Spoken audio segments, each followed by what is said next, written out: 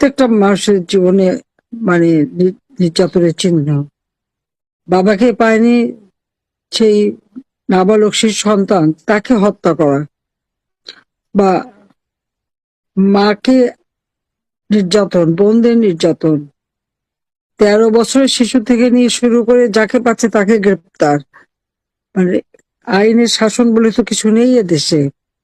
অথচ আমরা মামলা হচ্ছে সব আওয়ামী লীগের বিরুদ্ধে, কিন্তু অপরাধ করে যাচ্ছে কিন্তু এই ইউনূসের বাহিনী। তার মেটিকুলাস ডিজাইনের অংশ হিসেবে এই জুলাই থেকে যে নির্যাতন চালানো হচ্ছে বাংলাদেশে তা অবর্ণনীয়। আজকে এই এলাকার একই চিত্র।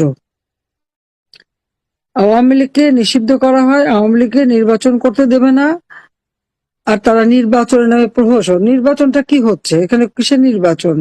নির্বাচনের রেজাল্ট তো বোধহয় এখনই ঘোষণা হয়ে গেছে, এই 25 দিন আগেই শেষ। আমাদের উপর অপরাধ দিত যে দিনের ভোট রাতে, আর এরা দিনের ভোট রাত লাগে না, এরা নির্বাচন আগেই তাদের ভোট আর তাদের রেজাল্ট আউট। ভাবখানার জন্য এখনই সব ক্ষমতায় চলে যাচ্ছে। এই হলো তাদের অবস্থা। অবৈধভাবে ক্ষমতা দখল করে মেটিকুলাস ডিজাইনের মাধ্যমে সেই কি মাস্টার মাইন্ড দ্বারা আন্দোলন সংগঠিত করা, এটা তো ডক্টর ইউনূস নিজের মুখেই বলেছে। আর সেখানে এই ক্ষমতা দখল করতে পেরে খুব গর্বিত, লজ্জা হওয়া উচিত তার। একটা জনগণের নির্বাচিত প্রতিনিধিত্বশীল সরকারকে হটিয়ে সংবিধান লঙ্ঘন করে অবৈধভাবে ক্ষমতা দখল করে গর্বের কি আছে? এটা তো ডাকাতি করা। আজকে নিকলি, বাজিতপুর এই অঞ্চল আওয়ামী লীগ ক্ষমতা আসার পর প্রত্যেকটা অঞ্চলেরই উন্নতি করেছে।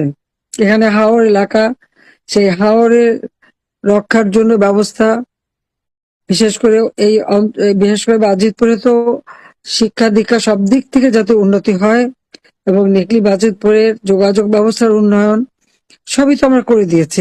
কিশোরগঞ্জ হচ্ছে সম্পূর্ণ হাওর এলাকা, এবং কিশোরগঞ্জের বাসী সবসময় কিন্তু আওয়ামী লীগকে ভোট দেয়, সবসময় তারা নৌকা মার্কায় ভোট দেয়। সেই জন্যই কিশোরগঞ্জের প্রত্যেকটা এলাকার সার্বিক উন্নয়নে আমরা কাজ করছি। আমরা সেভাবে না, আমরা কাজ করছি সারা বাংলাদেশের সকল জনগণের জন্য। কিন্তু যেহেতু এই জায়গাগুলি সম্পূর্ণ অবহেলিত ছিল, মানুষের যোগাযোগ ব্যবস্থার সবথেকে খারাপ অবস্থা ছিল, কাজী মূল ভূখণ্ডের সঙ্গে যোগাযোগ, সেখানে স্কুল, কলেজ, রাস্তাঘাট যা কিছু করার সবই আমরা করে দিয়েছিলাম। কিন্তু আজকে আমরা কি দেখি, একে একে সব ধ্বংস করে দিচ্ছে। কৃষকদের এই অঞ্চলে আমরা